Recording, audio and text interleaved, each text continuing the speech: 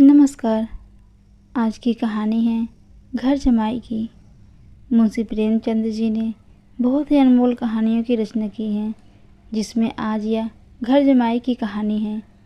आइए सुनते हैं घर जमाई की कहानी। हरिधन जेठ की दोपहरिया में ऊख में पानी देकर आया और बाहर बैठा रहा। घर में से धुआं उठता नजर आ रहा था। छन छन की आवाज़ें भी आ रही थी। उसके दोनों साले बाद में आए और घर में चले गए। दोनों साले लड़के भी आए और उसी तरह वो भी दाखिल हो गए, पर हरिधन अंदर ना जा सका। इधर एक दिन उसके साथ 1 महीने से यही व्यवहार हो रहा था। उसे कभी कभी फटकार सुननी पड़ती और कभी कभी गालियाँ भी सुननी पड़ती। उसको लगता था मेरे पाँव में बेड़ियाँ ही बच चुकी हैं। कल उसकी सास ने आकर कहा, मेरा जी तुमसे भर गया है। मैं तुम्हारी ज़िंदगी भर का ठेका नहीं लेके बैठी हूँ। और सबसे बड़ी बात यह है, उसकी स्त्री उसके हृदय के टुकड़े टुकड़े कर दिए। वह बैठी या फटकार सुनती रही, पर उसका मुंह ना खुला। अम्मा, तुम इसका अपमान क्यों कर रही हो? वह गड़गड़ सुनती रही। शायद मेरी दुर्गति पर वह खुश होती रही। इस घर में वह क्या करूं? इस घर में वह कैसे जाए? फिर वही गालियाँ खाने, वही फटकार सुनने। और आज इस घर में 10 साल जीवन गुजर चुके हैं। 10 साल पहले कैसा था? मैं किसी से कम काम करता हूँ? दोनों साले तो अच्छी अच्छी नींद, मीठी नींद में सोते रहते हैं और मैं बैलों को पानी सानी देता, छाटी काटता हूँ। वहाँ पर सब लोग चिलम भर पीते हैं, मैं आंखें बंद करके काम करता रहता हूँ। संध्या समय घर वाले गाने बजाने चले जाते हैं। मैं तो घड़ी रात भर गाय भैंस धोता रहता हूँ। उसका यह पुरस्कार मिल रहा है कि कोई खाने के लिए भी नहीं पूछता, उल्टे गालियाँ ही मिलती हैं। उसकी स्त्री घर से डोले लेकर बाहर निकली और बोली, जरा इसे कुएं से पानी ला दोगे? घर में पानी का एक बूंद भी नहीं है। हरिधन ने डोल लिया और कुएं से पानी भरने लाया। उसे जोर से भूख लगी हुई थी। समझा अब खाने के लिए वह बुलाने आवेगी, मगर स्त्री डोल लेकर अंदर चली गई। वह न आई। हरिधन थका भूखा व्याकुल पड़ा सो गया। सहसा उसकी स्त्री गुमानी ने आकर जगाया। हरिधन ने पड़े पड़े कहा, क्या मुझे पड़ा भी नहीं रहने दोगी? क्या हुआ, पानी और चाहिए? गुमानी कठोर स्वर में बोली, क्या गुर्राते हो जी? खाने के लिए तो बुलाने आई हूँ।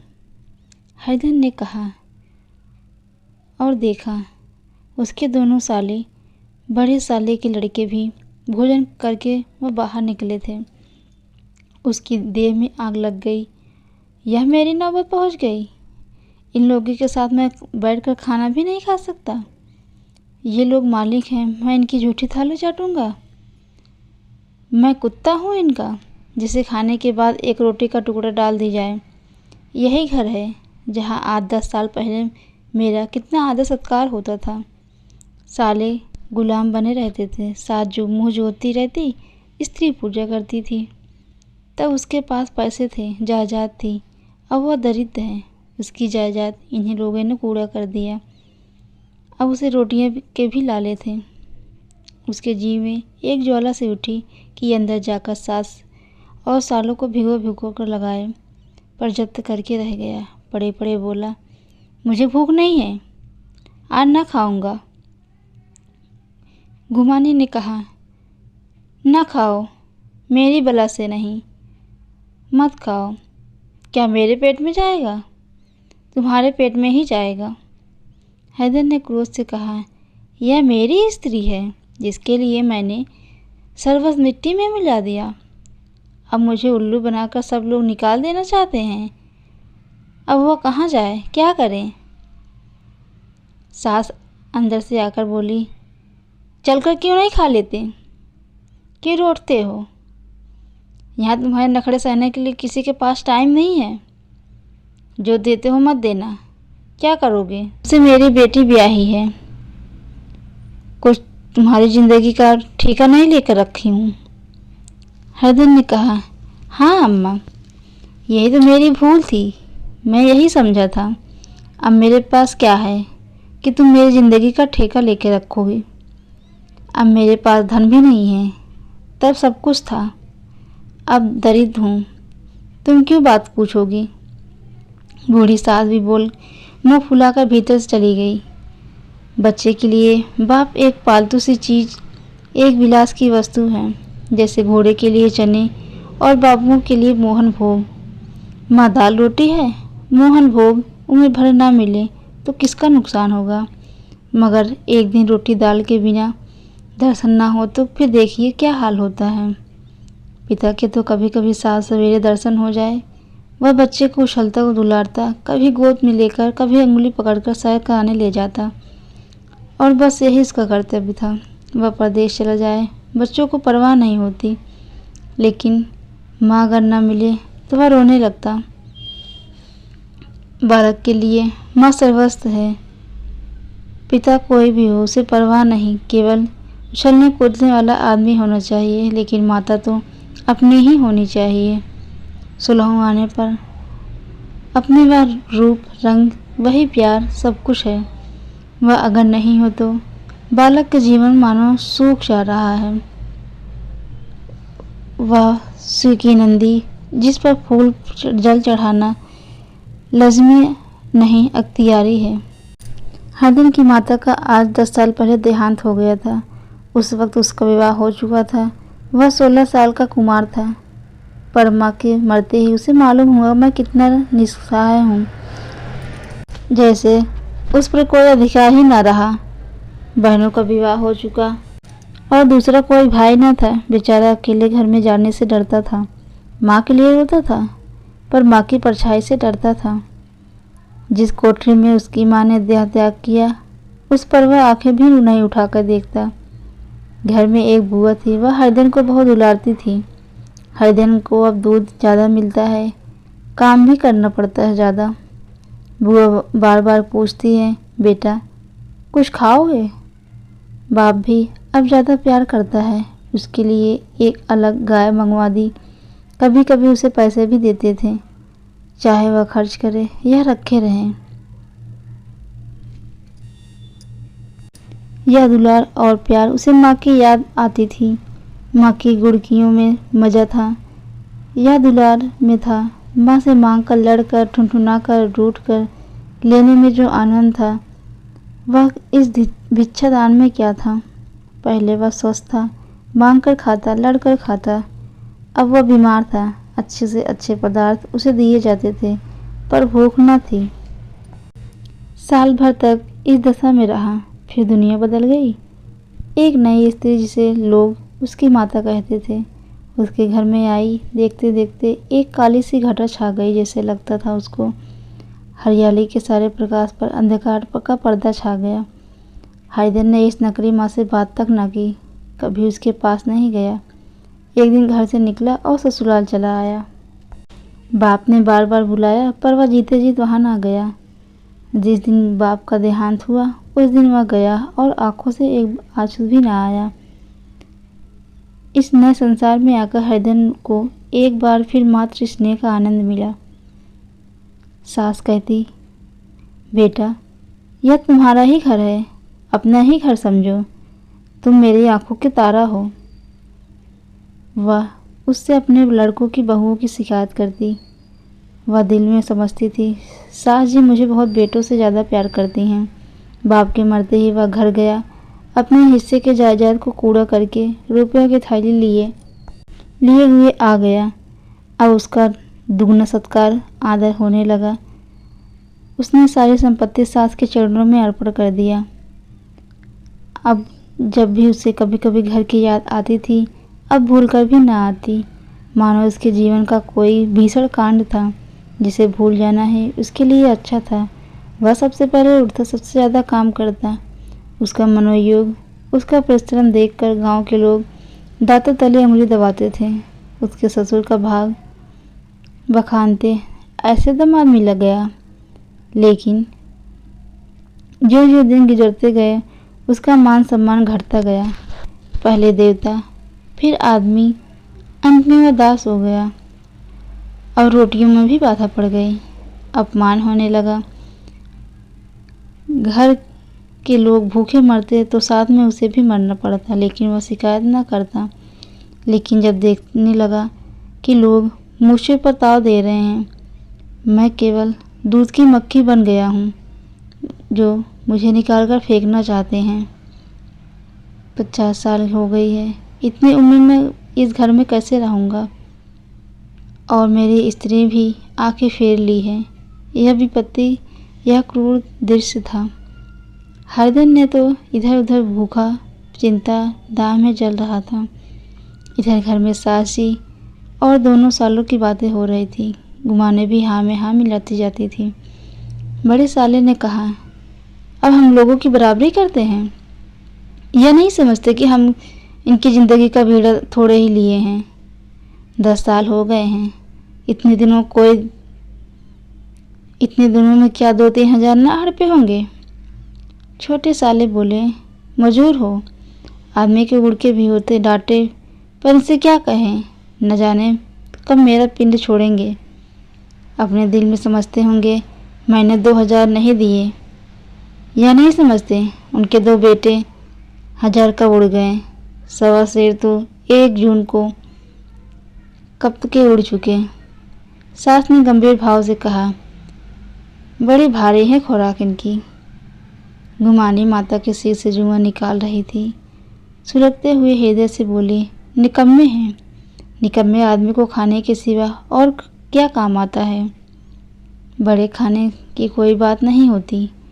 जितनी जिसकी भूख उतनी खाए, लेकिन कुछ पैदा तो करना चाहिए। यह नहीं समझते पहनूं कितने दिन कटे।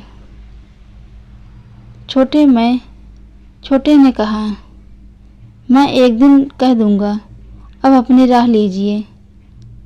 आपका कर्जा नहीं खाया है। गुलामी घरवाले से ऐसी बातें सुनकर अपने पति के देश स्नेह करने लगी। अगर वह बाहर के 4 पैसे लाता तो उनका घर में कितना मान सम्मान होता। रानी बन के रहती, न जाने क्यों कहीं बाहर जाकर कमाते क्यों नहीं हैं। गुमानी की मनोवृत्ति अब भी बिल्कुल बालपन की ही थी। उसका कोई अपना घर न था। उसी घर का हित अहित उसके लिए प्रधान था। वह कभी उन्हें अपने विचारों व समस्याओं को नहीं समझती थी। इस समस्या को उन्हीं आंखों से देखती थी जिससे उसके घर वाले देखते थे। सच में 1000-2000 रुपए के किसी को मोल न लेंगे। 10,000-2000 होते ही क्या, 200 ही 4 साल बाद हरदम परास्त हो गया। बुढ़िया ने एक समय में सारा काम तमाम कर दिया। उसकी तनी भय ढीली पड़ गई। आंखों की आग बुझ गई। फड़कते हुए नथुने शांत हो गए। सारे घर ने खाया पर हरदन न उठा। सास ने मनाया, सालियों ने मनाया, ससुर ने मनाया, दोनों सालों ने मनाकर थक गए। हरदन न उठा। वहीं द्वार पर एक टाट पर पड़ा हुआ था। उसे उठाकर सबसे अलग कुएं पर ले गया और जगत पर बिछाकर पड़ा रहा। रात बीत चुकी। अनंत प्रकाश में उज्ज्वल तारे बालकों की तरह भांति क्रीड़ा कर रहे थे। कोई नाचता था, कोई उछलता, कोई हंसता था, कोई आंखें चीख कर, कोई खोल कर, कोई साहसी बालक सपाट भरकर एक पल उसके विस्तृत क्षेत्र को पार कर लेता था और न जाने कहाँ छिप जाता था। हरदन को अपना बचपना याद आया। वह इसी तरह क्रीड़ा करता था। सहसा गुमाने ने आकर पुकारा, क्या सो गए हो तुम? ऐसे किसी को भूखे पेट नींद आती है? चल के खा क्यों नहीं लेते? कब तक तुम्हारी आशा कोई बैठा रहेगा? हरदन उठ बैठा बोला, भला मेरी सुध तो आई? मैंने तो कह दिया मुझे भूख नहीं है। गुमाने ने कहा, कै दिन ना खाओगे? अब मेरे घर का पानी भी ना पियोगे? तुझे मेरे साथ चलना है या नहीं? गुमाने ने कहा, कहाँ जा रहे हो? हरदन ने मानो नशे में कह दिया हो, मेरे साथ चलेगी या नहीं? फिर पीछे से ना कहना, मुझसे कहा नहीं। गुमाने पत्ती भाव से बोली, तुम बताते क्यों नहीं हो कहाँ जा रहे हो? तूने मेरे साथ चलेगी या नहीं? जब तक तुम बता नहीं दोगे मैं नहीं जाऊंगी। तो मालूम हो गया तू नहीं जाना चाहती। मुझे इतना ही पूछना था। अब मैं आधी दूर अब तक तो निकल गया होता। यह कहकर वह उठ गया और अपने घर की ओर चला। गुमानी पुकारती रही, सुन लो, पर वह पीछे नहीं देखा। गुमानी पुकारती रही, सुन लो, पर उसने अपने पीछे मुड़कर नहीं देखा। 30 मील की दूरी हरिजन ने 5 घंटों में तय की। जब वह अपने गांव के अमरइयों के सामने पहुंचा तो उसकी मातृभावना उषा की सुनहरी गोद में खेल रही है। उन वृक्षों को देखकर ऐसा बेहद हृदय नाचने लगा जैसे मंदिर का वह सुनहरा कलश देखकर वह इस तरह दौड़ा मानो एक छलांग में उसके ऊपर जा पहुंचेगा। वह इतनी वेग में दौड़ा जा रहा था मानो वह माता गोद फैलाए वह बुला रही है। जब वह आमों की बाग में पहुंचा जहां डालियों पर बैठकर हाथी की सवारी का आनंद करता, वहाँ कच्ची बेरों को स्वाद पाता था, वह बैठा भूमि पर सिर झुकाकर रोने लगा मानो अपनी माता की आवाज़ गूंज रही हो। वह एक पेड़ पर चढ़ गया, अधम से आम तोड़ तोड़ कर खाने लगा। सास के कठोर शब्द, स्त्री की आघात हृदय, वह सारा अपमान भूल गया। उसके पांव फूले गए थे, तलुओं में जलन हो रही थी, पर आनंद में वह किसी बात पर ध्यान न देता था। सासा रखवाले ने पुकारा, वह कौन ऊपर चढ़ा है? उतर, अभी नहीं तो पत्थर खींचकर मारूंगा कि वही ठंडे हो जाओगे। उसने कई गालियां भी दी। इस फटकार और इन गालियों में इस समय हरिजन को अलौकिक आनंद मिल रहा था। वह डालियों में छिप गया, कई आम काट काट कर नीचे गिराया, जोर से हट्टा मारकर हंसा। ऐसे उल्लास में भरी हुई हंसी उसने बहुत दिन बाद हंसी। रखवालों को वह हंसी परिचित सी मालूम हुई, मगर हरिजन यहाँ कहाँ? वो तो ससुराल की रोटियां तोड़ रहा है। कैसा हथौड़ा था, कैसा चिलबिला था, न जाने बेचारे को क्या हाल हुआ होगा। पेड़ की डाल से तालाब में कूद पड़ता। अब गांव में ऐसा कौन है? वह डांट कर बोला, वहाँ बैठे बैठे हंसोगे तो आकर सारी हंसी निकाल दूंगा, नहीं तो सीधे से उतर आओ। वह गालियां देने जा रहा था कि एक गुठली आकर उसके सिर पर लगी। सिर सहलाता हुआ बोला, यह शैतान कौन है? नहीं मानता, ठहर, मैं आकर तेरी खबर लेता हूँ। उसने अपनी लकड़ी नीचे कर रख दी। बंदरों की तरह झटपट पेड़ कर ऊपर चढ़ गया। देखा तो हरिजन बैठा मुस्कुरा कर रहा था। चकित होकर बोला, अरे हरिजन, तुम यहाँ कब आए? इस पेड़ पर कब आके बैठ गए? दोनों बचपन के सखा गले मिले। यहाँ कब आए? चलो घर चलो। भले आदमी, क्या वहाँ आम में कब से लगे हो? हरिजन ने मुस्कुरा कर कहा, मगरू, इन आमों में जो स्वाद है वह कहीं आमों में नहीं है। गांव का क्या रंग ढंग है? मगरू ने कहा, सब ठीक ठाक है भैया, तुमने तो जैसे नाता ही तोड़ लिया। इस तरह कोई अपना घर गांव छोड़कर जाता है? जब से तुम्हारे दादा मरे हैं तब से सारी गृहस्थी चौपट हो गई। 2 छोटे छोटे लड़के हैं, उनके लिए क्या, उनको कौन पाले पोसे? हरिजन, मुझे अब उस गृहस्थी से कोई वास्ता नहीं भाई, मैं तो अपना ले दे चुका हूँ। मजूरी तो मिलेगी ना? तुम्हारी गैया को चरा दूंगा और मुझे खाना दे देना। मगरू ने अविश्वास भाव से कहा, अरे भैया, कैसी बात करते हो? तुम्हारे लिए जान तक हाजिर है। क्या ससुराल में अब ना रहोगे? कोई चिंता नहीं, पहले तो तुम्हारा घर ही था, उसे संभालो। छोटे छोटे बच्चे हैं, उनको पालो। तुम नई अम्मा से नाहक डरते हो, बड़ी सीधी है बेचारी। बस अपनी माँ को समझो, तुम्हें पाकर जो निहार हो जाएगी। अच्छा, घरवाली भी तो लाओगे? हरिजन ने कहा, उसका मुँह ना देखूंगा अब मैं, मेरे लिए वह मर गई। मगरू, तो दूसरी सगाई हो जाएगी। अब की ऐसी मगरू बोला, तो दूसरी सगाई हो जाएगी। अब की बार ऐसी मेहरिये ला दूंगा कि उसके हाथ पैर धोकर पियोगे। लेकिन कहीं पहले आ गई तो? हरिधन ने कहा, वह नहीं आएगी। हरिधन अपने घर पहुंचा तो दोनों भाई देखे, बोले, भैया आए हैं, भैया आए हैं, कहकर वह भीतर दौड़े और माँ को खबर दी। उस घर में कदम रखते ही हरिधन को ऐसी शांति महिमा का अनुभव हुआ मानो अपनी माँ की गोद में बैठा हुआ है। इतने दिन ठोकरें खाने के बाद वह कोमल हृदय हो गया उसका। जहाँ पहले अभिमान था, आग्रह था, हेकड़ी थी, वह अब निराशा थी, पराजय थी और याचना थी। बीमारी की जोर कम चला। अब उस पर मालूम दवा का कोई असर न कर सकती। किले की दीवारों में छिद्र हो चुकी थी। अब उसमें घुस जाना असहाय था।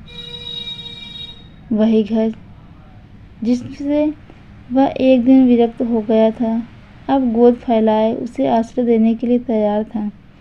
हरिधन शाम को विमाता ने कहा, बेटा तुम घर आ गए हो, हमारे धन भाग हो गए हैं। अब इन बच्चों को पालो। माँ का नाता ना सही, बाप का नाता तो है।